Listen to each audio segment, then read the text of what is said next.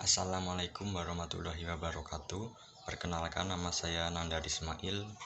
Pada kesempatan kali ini saya akan membahas yang baru-baru ini viral dibicarakan di berbagai platform sosial media, diantaranya yaitu Facebook, Twitter, Instagram, YouTube, bahkan televisi lokal maupun internasional juga ikut membicarakan hal ini.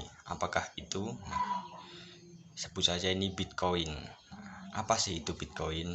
Apakah aman untuk investasi ke depannya?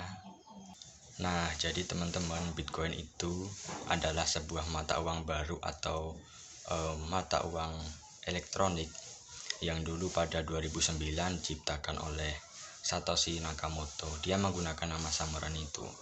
Dan hingga saat ini belum diketahui identitas aslinya.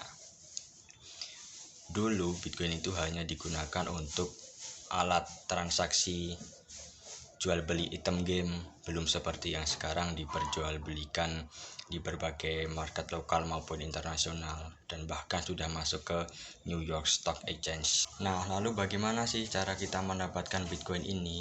Bitcoin itu bisa kita dapatkan dengan dua cara. Yang pertama yaitu kita menambangnya. Nah, kita menambangnya ini kita membutuhkan perangkat khusus, tidak seperti menambang di batu bara ataupun di emas ya. Kita itu menambangnya menggunakan alat khusus, yaitu kita menambangnya itu di internet. Kemudian cara kedua yaitu dengan kita membelinya di market lokal. Kita bisa membelinya di market lokal maupun di market internasional. Nah, Indonesia udah punya tuh dua market yang terpercaya dan diawasi oleh badan regulasi yang ada di Indonesia, diawasi oleh OJK maupun Bapeti. Nah, marketnya itu namanya Indodax sama toko kripto. Nah, teman-teman bisa itu beli di sana Bitcoinnya. Nah, lalu bagaimana cara kita menyimpan Bitcoin ini? Bitcoin ini dapat kita simpan di wallet virtual. Nah, kita bisa membuatnya itu pakai aplikasi yang ada di Play Store maupun di App Store. Kita membuatnya juga tidak ribet seperti membuat akun bank. Kita cukup mendownload aplikasi tersebut, lalu memasukkan nama, lalu memasukkan password. Itu sudah kita bisa membuatnya tanpa memerlukan identitas pribadi masing-masing. Nah, kemudian pasti akan timbul tuh pertanyaan, kalau tidak menggunakan identitas pribadi, berarti bisa dong disalahgunakan untuk tindakan kejahatan? Nah, jawabannya tentu saja pasti iya. Kenapa? Karena bahkan si pembuat Bitcoin ini, dia tidak akan bisa mengetahui siapa pembuat wallet tersebut. Jadi ini sangat rawan digunakan untuk tindakan kejahatan. Nah, salah satunya yang sering diberitakan yaitu untuk tindakan pendanaan terorisme, pembelian senjata ilegal, penjualan narkotika, bahkan untuk membayar atau menyewa pembunuh bayaran. Nah, tetapi di sisi lain Bitcoin ini sangat sulit untuk dimanipulasi harganya.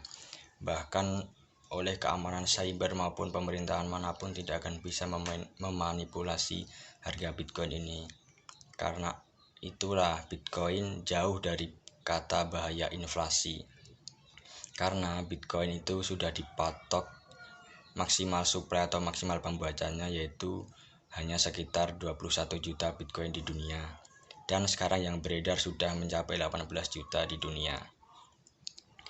Dan itu tidak bisa ditambah maupun tidak bisa dikurangi suplainya, sehingga akan sulit dari kata bahaya inflasi. Tidak seperti dolar, rupiah maupun ringgit. Nah, mereka itu bisa terjadi bahaya inflasi karena dicetak terlalu banyak, terlalu berlebihan.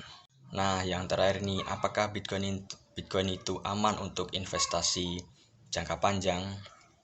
Nah, Bitcoin ini merupakan investasi yang peluang cuannya tinggi, tetapi resikonya juga sangat tinggi karena yang mempengaruhi harga naik atau turun itu antara supply dan demand atau permintaan dan jumlah dibuatnya. Jadi semakin banyak permintaan, harganya akan semakin naik. Kemudian jika permintaannya sedikit, maka harganya juga akan menurun.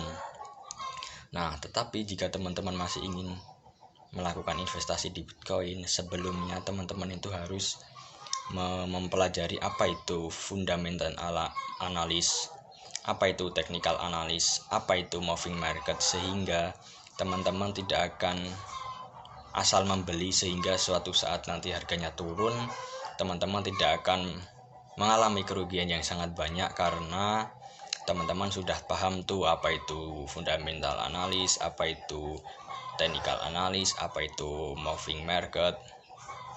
Nah, sedikit tambahan informasi nih bagi teman-teman yang mau berinvestasi di Bitcoin.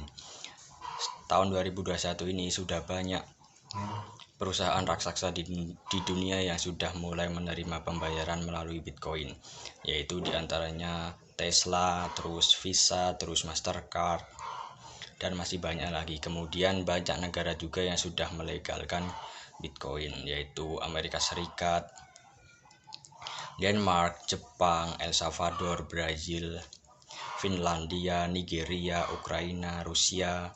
Jadi sudah banyak negara yang sudah mengakui Bitcoin ini. Jadi menurut pendapat saya pribadi, Bitcoin merupakan investasi masa depan yang peluang cuannya tinggi tetapi resikonya juga tinggi. Jadi diharapkan teman-teman sebelum mulai mempelajari itu atau memasuki dunia itu, teman-teman harus mempelajari apa itu fundamental analis, money management, terus technical analis, terus moving market, sehingga kita sudah paham tuh kapan waktunya kita membeli, kapan waktunya kita menjual. Nah, sekianlah penjelasan dari saya tentang Bitcoin. Apabila banyak kesalahan, mohon untuk diberi sanggahan atau kritik atau tambahan. Sekian dari saya. Wassalamualaikum warahmatullahi wabarakatuh.